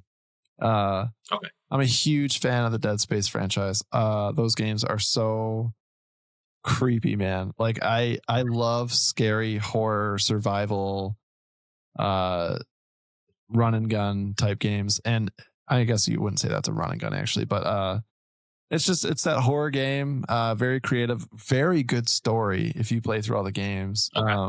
I think it's debatable on, if Dead Space 3 holds up, blah blah blah, whatever. But that Okay. HD remake that they recently came out with, they remade the first Dead Space with Dead Space 2's controls, and it was just Okay. great, man. Like I really loved it. It's one of my top favorite games of all time. So that in that way it makes this list, but also it kind of brought me, honestly, in the newer age, it brought me into the horror space and kind of shaped Yeah. my expectation for horror games current day. Yeah. I have tried on a couple occasions to play the first Dead Space, and it never really sticks. Yeah. And because of that, I haven't gone on. I think two gets a lot of praise, and I think I would like it. I've watched you play a little bit of two. But yeah, that remake does feel like it's calling my name. Oh man, let me tell you, I think that'd be a good way to do it. everything, because the thing about it, the sticky wicket with this, Okay. thanks Amanda for that. She likes to say that. Sure. Is this Dead Space 2 story is superior. The gameplay, it's amazing. But the Yeah. first Dead Space story tops everything. Like that is Oh, fantastic. okay. It's the introduction. It's just they didn't have the controls figured out yet. So this Yeah. remake, Yeah, they do. Yeah. they learned their lesson, they went back, fixed it, and it is just great, man. You got to play it. Do you see this coming to Switch too? I mean, feels like I it could, right? I would absolutely love if it did. And like I said, I'd have to Google it. I can't remember. Actually, I think I still have it pulled up. I did look it up earlier. Dead Space Extraction was on the Wii. On the Wii, I do remember that one. Yeah. And I did not play that one. But no, man, if they brought the Dead Space remake onto Switch 2, I would rebuy it and play it on the Switch 2, 100%. Because I already had that PC experience. I can deal with a handheld now. Sure. Yeah. I don't have anything like that on my list, but I will. I mean, you know what's on here, so I'm just gonna Lay it out. talk about it a little bit, Go and that for is, it. of course, Metroid Prime. There we go. I went back and forth. Which Metroid game, which Metroidvania, if not a Metroid game, would I put on here? I didn't want to overload it. Mhm. And I ultimately went with Prime. It could have been Super Metroid, could have been Dread, could have been Hollow Knight, could have been Batman Arkham Asylum. There are options. Yeah. But I went with Metroid Dread, or Metroid Prime, sorry, because I do feel like it is such a good encapsulation of what Metroid is, kind of in the same way that Super is. Like, it's got all the staples, but it also does it with excellent visuals. The remastered game on the Switch looks like a modern game. 20 years later, it's incredible. I love the lore of it. You're scanning everything. You're kind of learning about all these different environments and the people that were there before and all that kind of stuff. Boss battles are fun. It's definitely gets your heart pumping a little more than Super does, although that can be pretty stressful too. And I love how atmospheric it is. Yeah. Which is something that series is great at, and a lot of Metroidvanias are great at. But yeah, it has excellent music. It's, like I said, visually it's incredible. It is so good at setting its tone wherever you are in the game that I couldn't leave it off here. No, it's a great choice. Definitely a great choice. I know we've talked in the past, but that was a big stepping stone for that franchise too. You know, Oh that yeah, 3D space, so big, and like you said, it's wild how that side scroller could paint such a could really set that environment and set the mood like yeah, that. And then you know, I mean, we knew they had to do a good job in Prime because now a they have more at their fingertips to be able to do that, yeah, and it's good that they did. You know, so yeah. I love. There's something about like getting a thing and being like, oh, I know what I can use this on. Like I saw that yeah. 5 hours ago. Like I can go back to. I love that, and I love when games can like nail that feeling. Oh yeah, Yeah, that's a big deal. it is. That's a big deal. It is a big deal. Okay, what's next? Oh, what is next? I feel like I should probably get one of my obvious ones out of the way too. I think I want to go, and this is actually, I'm gonna set this tone. It's gonna be the last Zelda title that I mentioned today. Okay, there's more than one. I should have known, but I like that. Just one more, because I got that 2D in there. I want to mention a notable 3D. So, Okay, and just so you know, I'll explain myself. All right, the title itself, I'm gonna go with Majora's Mask. okay, I like that.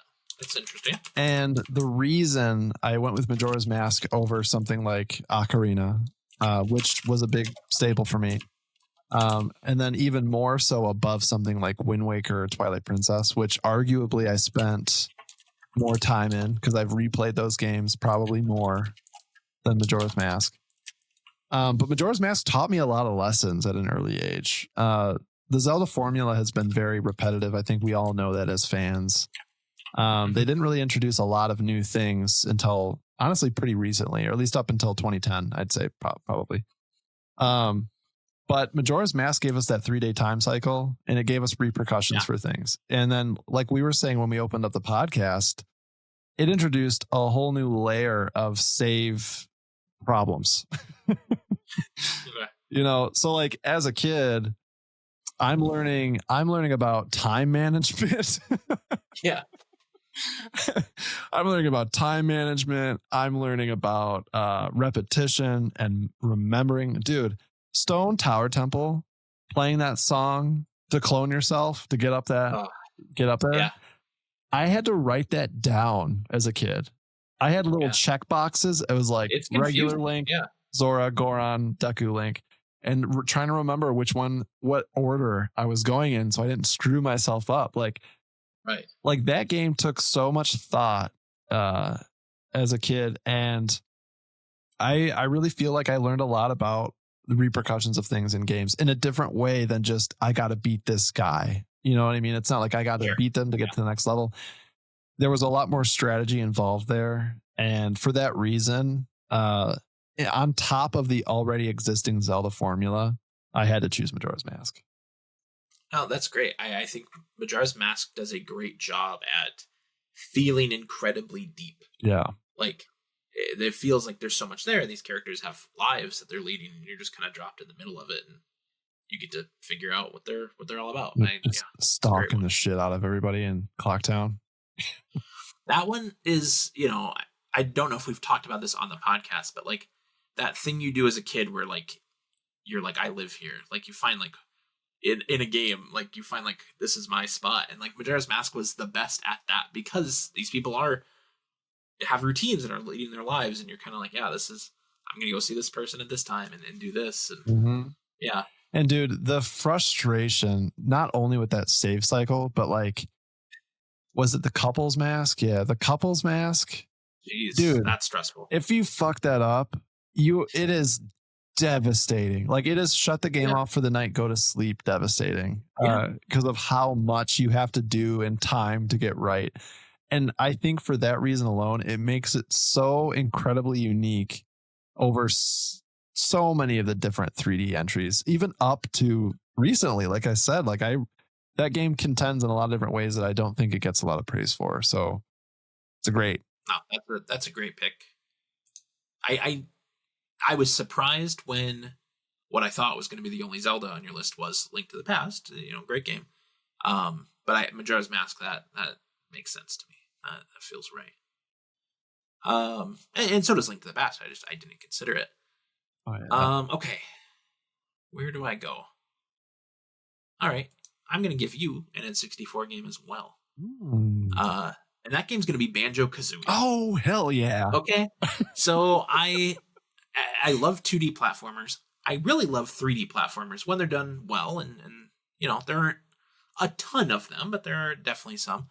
But Banjo-Kazooie nails all of that while having, a great collection of worlds to explore, lots of collectibles, lots of moves to learn. Everything in that game is a character, from Banjo and Kazooie themselves to the cast, and then, the levels and there's humor everywhere in that game. And even the music, just adds so much character to each level, and, is different if you're inside a place, outside, underwater, in the pause menu. I love Banjo-Kazooie, and I think it is such a good encapsulation of like I said, humor, which is a thing that I think is difficult in games. Oh yeah. And that game just nails it. Oh yeah. Yeah. You mentioned it, but one of the things I love, it's such a small detail about Banjo-Kazooie, but when you're underwater and the music changes, yeah, I love that, man. Like that type of attention to detail or just thoughtfulness goes so far for me. Yeah. It's so atmospheric. I mean, I think we might have mentioned this, so I won't harp on it too much, but even that somber music as you kind of progress through the castle, yeah, kind of gets me. Yep. I'll be like, man, I'm feeling pretty depressed. Yeah, it is. It's just perfect in every way. Yeah. There is not a single part of Banjo-Kazooie that I don't like. Dude, just booting it up and you're like, ow, ow, ow. Yeah. I love it. I just love it. Oh man. Even the Christmas levels during Christmas just hits home for me. I love that. Yeah. So a far cry from your N64 pick, but kind of in the ballpark. Still huge. Because I'm going to be honest with you, Banjo-Kazooie was on my list as one of my... I have 18 games listed here, and I'm just kind of choosing last minute which ones I want to roll with. Oh, I did. I meant to talk about alternates as we went. I did think about Psychonauts 2, which is a much more recent game, but kind of the same vibes. It's got a lot of that humor. It's weird. It just very much has its own personality, and it doesn't shy away from that. I know we've talked about Double Fine a couple times recently, even though most of their games aren't on Nintendo platforms. But yeah, ultimately I had to go with Banjo. All right. Where do I want to go? I'm realizing kind of as we go, which is wild actually to realize, I made this list, I'm looking at it, but I didn't really until we're talking it out. It's really just, it's showing me okay. my tendencies here. I guess I'll go this way. You're going to not like this one. Oh, why? I'm going to go. Actually, you know what? No, I'm going to switch it up. We're going to go Paper Mario for the N64. Whoa. Okay. Yeah. I actually almost just gave you another Zelda title and I decided against it. Oh, okay. But no, Paper Mario for the N64, and here's why. And again, the thing about this is I knew when we talked about this topic that most of my games were going to be retro games. I knew it. I just, because that's what I'm gravitated towards. That's what I love. But there's strong reasoning for all of them. And Paper Mario's reason really is just the fact that I didn't play a lot of turnstile RPG games for Super Nintendo or Nintendo until later in my life. Yeah. And it was Mario who kind of made me realize that maybe I'm open to this style of gameplay. Yeah. And Paper Mario 64, I actually spent a lot of the time as a backseat driver for that one while watching Jamie, my sister, play it. And I loved it. It's funny to me at the time. I didn't realize that it was a comfort thing. It was really warm and cozy to me to watch her play that game. and I would spend a lot of weekend mornings just kind of backseat watching that game go down, Okay. and I loved it. And then growing older, it taught me that I can also enjoy turn style based RPG games. And this game single handedly, as you know, I think in the last 2 years, I revisited it and realized just how much it's brought to me, and it's caused me to kind of go back and play games like those HD 2D remakes that we've talked quite a bit about. So I got to give Paper Mario 64 the shout on something that is an interesting piece of me that, you know, play it and you'll understand me a little bit more. Yeah, I love that. I didn't really talk about it when we were there, but when I was making the list, that was a lot of my logic behind Pokemon Blue. Yeah. Like I don't think either of us are as into JRPGs as some people get, and that's fine. But I do think we enjoy them. Mm-hmm. And that is, I think Pokemon Blue kind of captures that for me. It's, you know, I like a light turn-based RPG like that. What's wild to me is like I don't put Pokemon as a turn-based style in the same bucket as Paper Mario, and I don't really know why. I don't know. Well, actually, Paper I do Mario know does why. have kind of the cool active like thing to it, which is fun. Yeah, it does. I remembered why, but we'll get into it. I'll let you go. Oh, okay. Okay, where to go next? I'm gonna go with Portal 2. So yeah, the first Portal is awesome, and really I feel like showed me something where I'm playing this first person game and there's no real combat, right? It's all puzzle solving, and I think Portal 2 just amps that up. It adds so much more dimension to it with the different gels and just kind of all the different things you're doing. And I mean, that game, the first Portal's funny too, but Portal 2, oh man, the writing in that game is impeccable. Dude. So funny. Oh my God. Just from start to finish, like that game is a trip. And I could replay Portal 2 for the rest of my life easily. I am dying to stream that game, actually. The co-op. I'm dying to do it. Yeah. It's the perfect blend of like being immersive and puzzle solving and all that stuff. I love it. I feel like I post little compilations of that every like couple months on Instagram because I can't help it. It's just so funny. Yeah. Oh man. Portal 2 is on my list too. I was going to mention that one as well, but we're going to deviate from that. Okay. I'll get it out of the way because we were kind of speaking on it, but I want to go Pokemon Silver for the Game Boy Color. Oh. Okay. How are we doing that one? The reason the best Pokemon. What's that? The best Pokemon, in my opinion. Oh, very good. All right. You'll be happy to hear that I'm actually playing through Heart Gold right now. Okay. That was one of the ones that I kind of kicked up over the week to investigate. But anyway, I went with Silver because I have a lot of experience with Silver. I played Pokemon Red was my first, but Silver was like, okay, I know what's going on. Like I get it. Yeah. And I'm invested. There's no winning me over or mystery involved here. You've got my love for it. Let's get into it. And the reason that it's different for me than the turn-based style for like Paper Mario, for instance, is it wasn't the element of battling the Pokemon that got me with Pokemon. It was collecting the Pokemon that got me with Pokemon.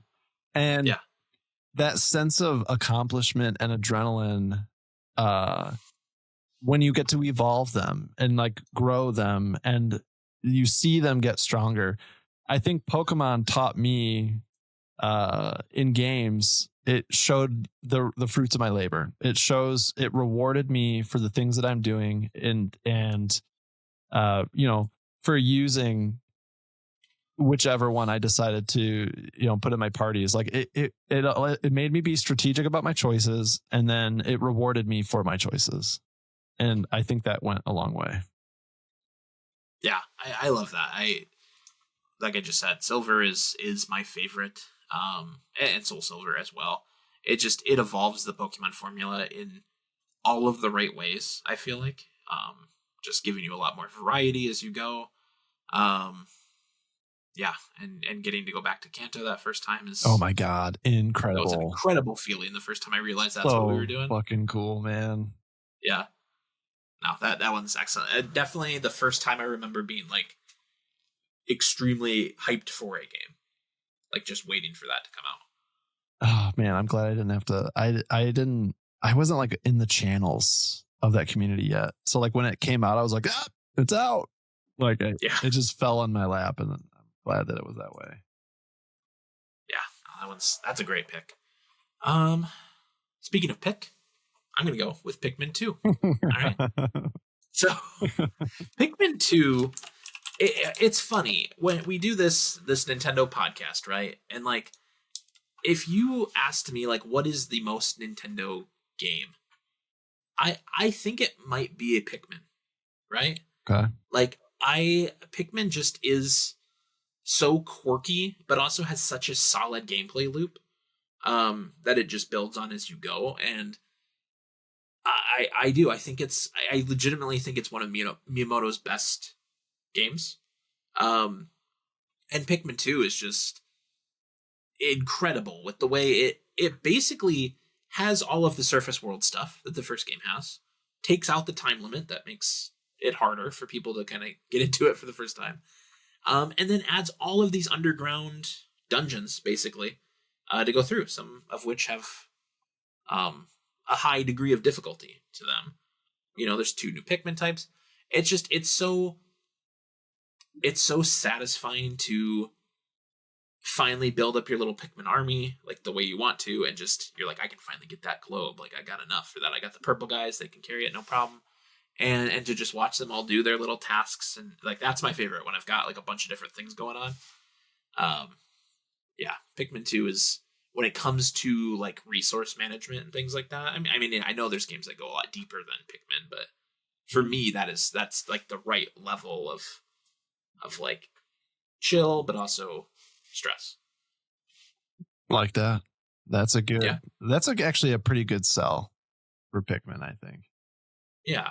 And all 4 Pikmin games really do different things well. Like I like all 4 of them for what they are, but I think 2 is just that perfect balance for me.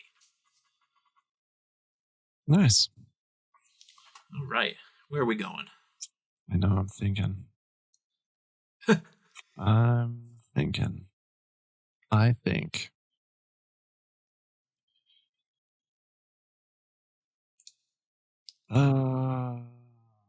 Man, oh man, oh man. It's funny when we put these things in concrete, like how important it is to me. I know.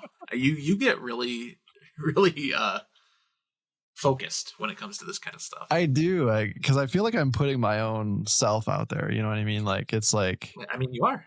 yeah. I mean, we definitely are. You know what I think I'm gonna do? The reason I stalled a little bit is because I was gonna save this one for the end, but I think I'm just gonna get this one out of the way so I can maybe do a less conventional one. Okay. I gotta put Super Mario 64. Okay. I do. Yeah, I mean, it's hard not to. It's hard not to. And the reason I like, because here's the thing, what I'm also wagering when I'm looking at my list here is I put all these little notes as to like why I think you're getting to know me, kind of, and like maybe what I took away from it, what I learned.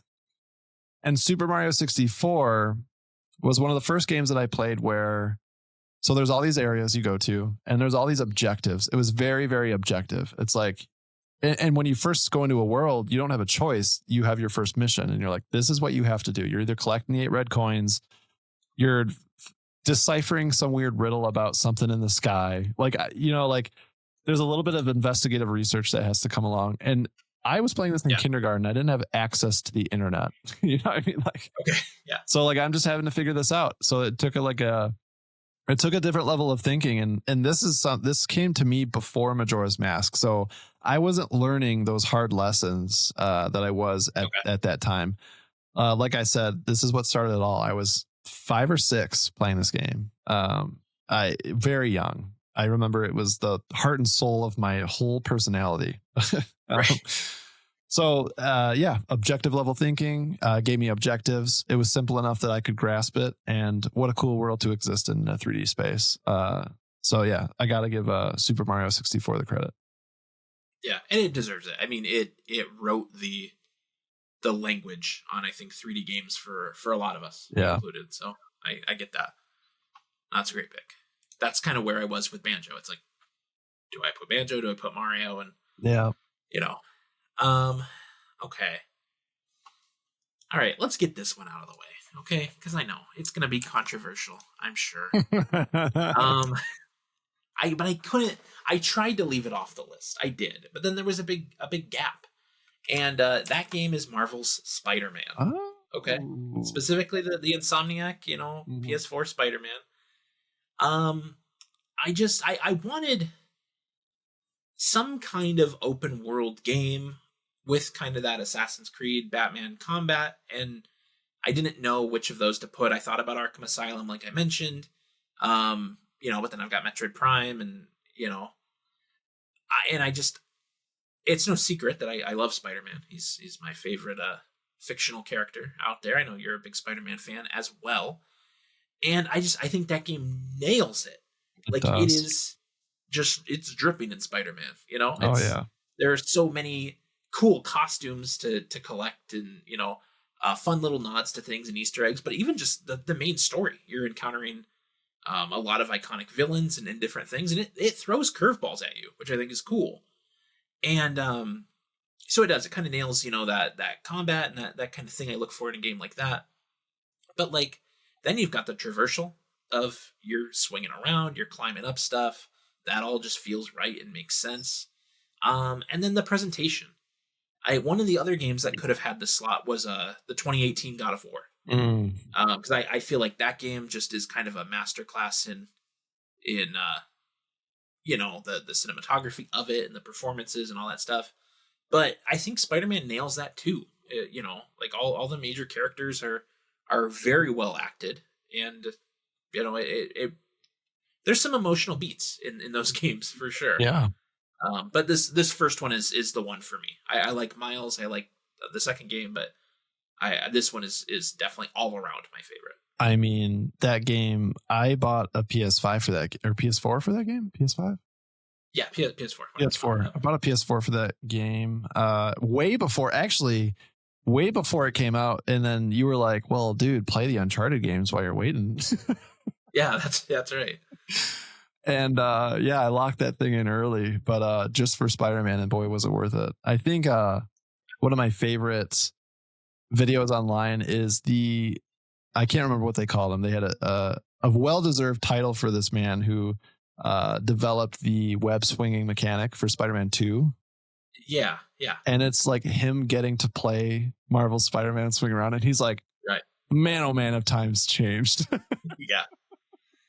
Yeah, and it's hard. I considered older Spider-Man games for this too. Yeah. Spider-Man 2 is one of them, but it's got to be this one. I love this game, and I'm kind of itching for a replay right now. Ew, okay. I don't know if I'm gonna do this one though, because I haven't played either Miles or 2 since the year each of those came out. So okay.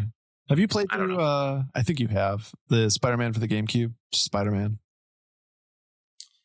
I've messed around with it. Because honestly, yeah, playing through as the Green Goblin is so fun.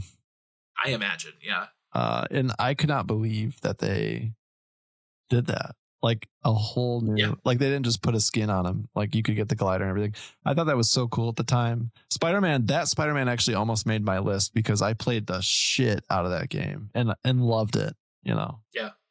It's crazy. So Tobey Maguire voices that game. Yeah. It's funny how they were able to get them to do that kind of stuff back then. Mm-hmm. But I remember hearing that for the first time. Oh, that's they got him. Yeah, it sounded like Spider-Man in this one. That's Toby. Yeah. But you'd hear other characters where they didn't get them, and you're like, what the right. Yeah, I imagine Willem Dafoe is not in that game, if I had to guess. I think he is, actually. Is he really? Yeah. Or they did a really good job imitating him. I'd have to Google fact check that. Okay. I love me some Spidey. Yes. Well deserved on that one. I'm gonna go with another game that has never been on a Nintendo console. Okay.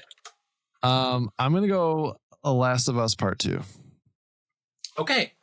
I almost mentioned this in the last entry here, but I figured it was gonna come up. Yep. I rifled really with trying to stick more because I have some other choices for Nintendo, but this is one of my most played games. Well, the franchise is one of my most played. I've bought all of them on every console they've come out for.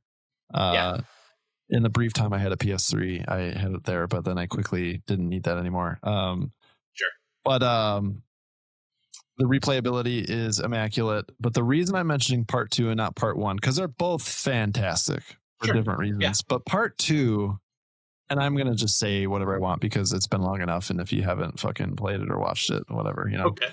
Um, the they did the unthinkable. They killed off a fan favorite. And then not only did they do that, but they won me over. Yeah. No, yeah. Like the storytelling that they've done, like I've never experienced a story so thick. Like that game just, it knows how to create a scene and an environment. It knows how to create tension. And the fact that you can take a character that is so beloved by the fan base, kill him, and then make you like the person who did it at the end. Yeah. Insane, man. Like I could sympathize. I could not believe the shift in feelings because at first you hate her. I'm like, I cannot believe I'm playing as her right now. And I was like, I'm going to hate this. No, I loved it. At the end of the game, I wanted to know more. I was like, Ellie, calm down. Right. So, And I mean, it's worth mentioning, like, they build a incredible game around all that. Mhm. Like, the storytelling's great, but it's engaging the whole way through. Yeah, it is. And I mean, Naughty Dog just really blows everything out of the water with that. They have a history of doing such a good job with that. Sure. But I mean, The Last of Us Part 2 just, it blew my mind for that story, and it deserved every bit of attention that it got. So it has to make the list. I think everybody who's into games in any way, you gotta play it. Oh yeah, absolutely. It's one of those for sure. Okay, I like that pick. I believe for each of us, we've now got the picks out of the way that are not on Nintendo in any shape or form. I think so. Okay, my next pick is Bully, which might come as a surprise. You know, I already kind of talked the open world stuff with Spider-Man, but like I really do like that kind of Rockstar structure. You know, we talked about Red Dead at the top, and I like the GTA games as well.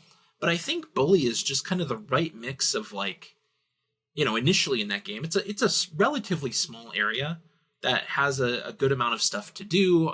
You know, each of the classes are represented as different mini games, and that's kind of fun.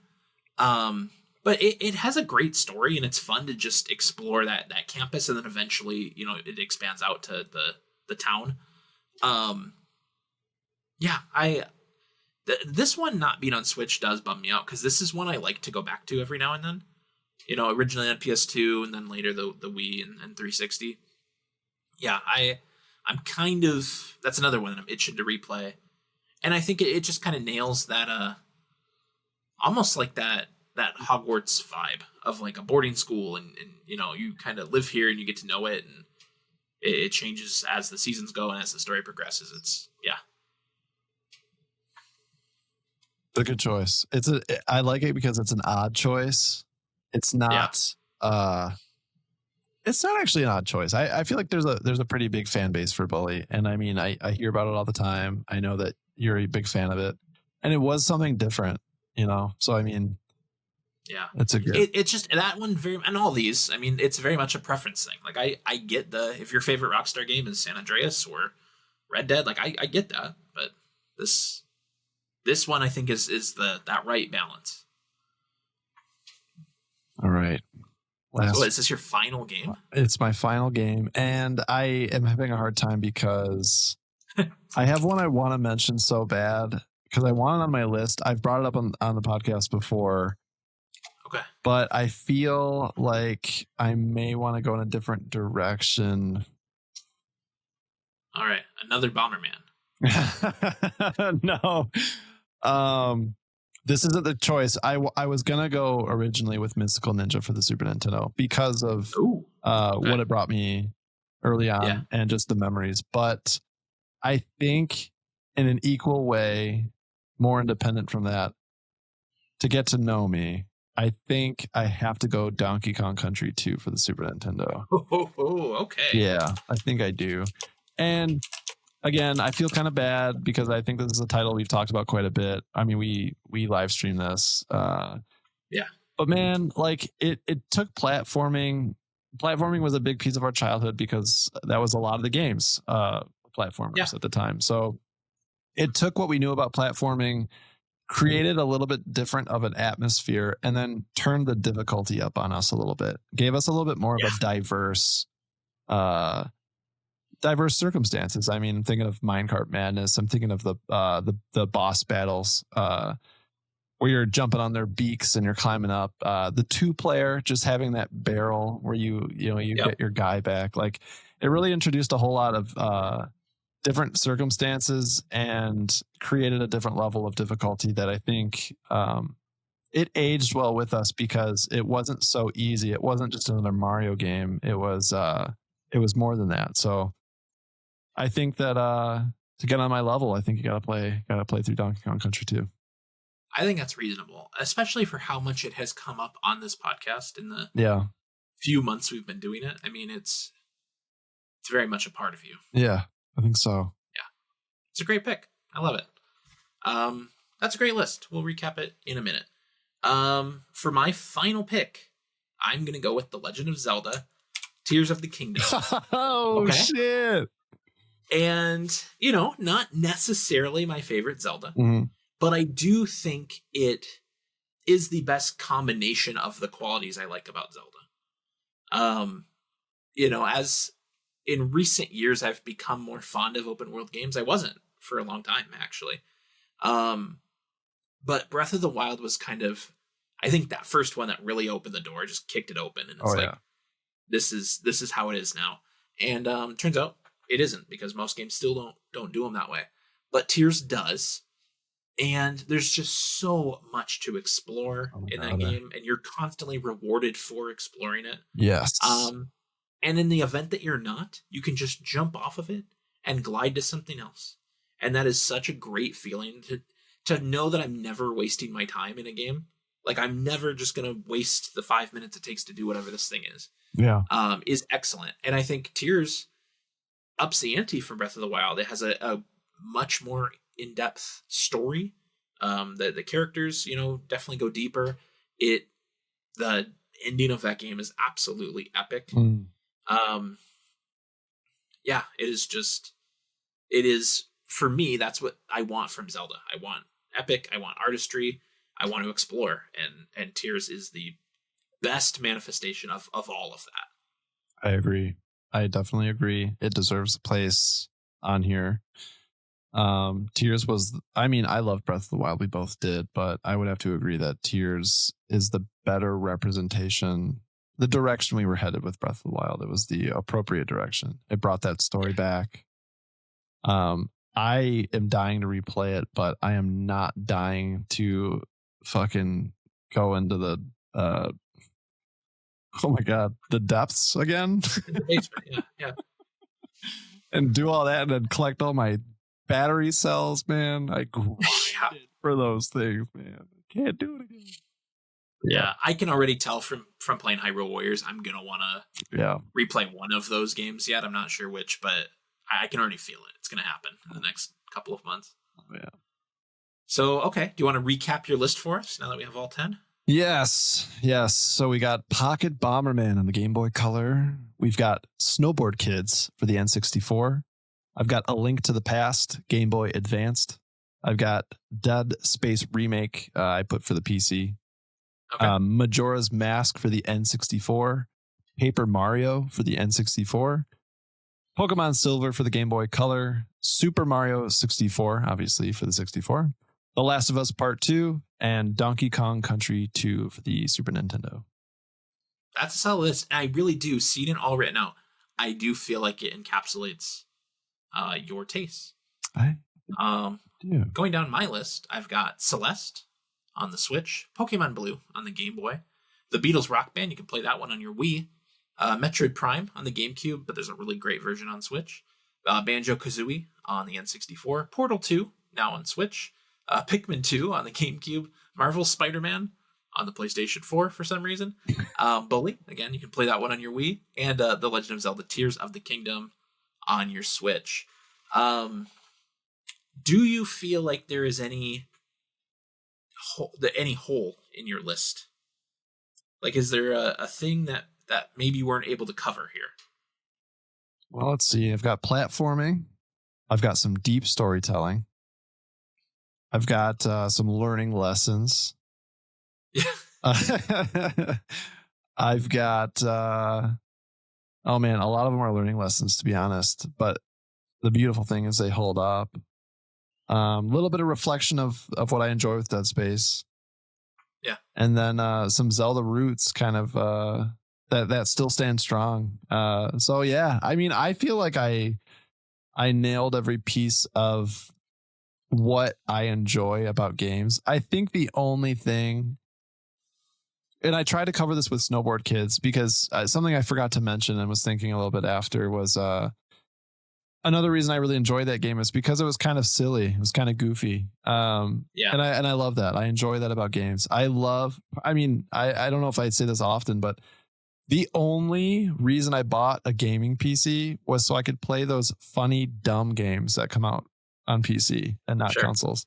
So, I mean, like, I'm really into that, like, silly space. And I think, like, there's games like Ultimate Chicken Horse that I could have put on here, but those are usually party games. So if you're really trying to get to know me, I want you to kind of have a story and kind of see, like, where my upbringing came from and where it brought me today. Like, I'm trying to encapsulate that, both parts of that in my life. Yeah. What about you? Do you have any holes?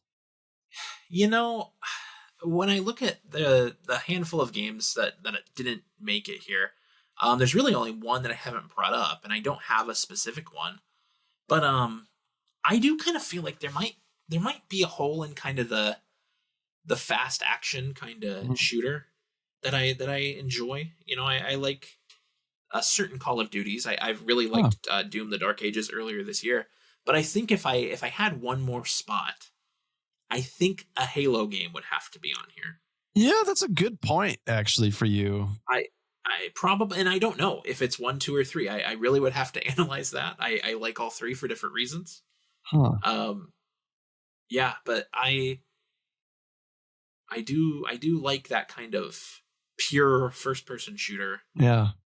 Now and then. It's not always my favorite. You do, because our core group always really enjoyed that stuff, and I'm thankful that you guys all did, because I didn't particularly excel at that. I did enjoy it, but for me, it was just having fun with you guys playing it, and it still kind of is that way. Yeah, I just get online to play with my friends now still, but it was a pretty big part because Halo was a big deal with everybody, and I really love that. So yeah, and I mean, they were social experiences, you know, both, like you said, in person, but also online with Halo 3. Like, I would just join random lobbies and play people's, like, Forge maps, and, you know, I love doing that stuff. Yep. And that's an overlooked part of that. Forge for Halo was very cool, and that community aspect was pretty, especially back in that day, in those early days, it was really awesome. And actually, you bringing that up, like, we didn't talk a lot about like crafting games, like a Minecraft, right? Like those kind of building. I love Minecraft, but I wouldn't say Minecraft is like a huge thing. I'm kind of with you. Yeah, I specifically like Minecraft. I don't tend to like other survival games and other base building games. Same. Our close friend really is into those, and the last one I entertained was like Sons of the Forest, I think is what it was. Sure. And I just don't really stick to it. I think, honestly, and like, this doesn't compare, but like The Last of Us is the closest thing I get to it, where it's like, I have these things, it makes this thing. I'm like, cool. Right. But that's not the point. Yeah. Right. Yeah. No, so those are our 10 lists to get to know us. I'll have to put that in visual graphic form. Maybe post it on our social media, which you can find out there at Pod with Power. You can find this show on YouTube, Spotify, Apple, wherever you get your podcasts. I'm Zachary Davis. That's Jordan Carlson. And we're going to see you next time. Bye-bye. Bye-bye.